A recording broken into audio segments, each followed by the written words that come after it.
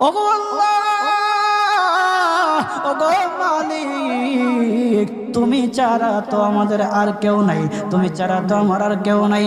আল্লাহ গো, তুমি যদি মাফ না করো কে আমাকে মাফ করবে? তুমি যদি মাফ না করো কে আমাকে মাফ করবে? তুমি যদি আমাকে মাফ করো তাহলে তোমার কোনো দিকে কমবে না, তুমি যদি আমাকে মাফ না করো তোমার কোনো দিকে বাড়বে না। আল্লাহ গো, তুমি আমাকে মাফ করে দাও। সারাটা জীবন অন্যায় কাজ করেছি, সারাটা জীবন নাফরমানি করেছি, আমার কাছে কালেমার দাওয়াত কম আসে নাই, আমার কাছে কালেমার দাওয়াত কম আসে নাই, আমাকে লোকেরা কম বোঝায় নাই। ওগো আল্লাহ, তুমি আমাকে মাফ করে দাও। মাফ না করলে কোথায় যাব, কার কাছে যাব? বাবা যখন মারে তখন মার কাছে আশ্রয় নেওয়া যায়, মা যখন প্রহার করে তখন বাবার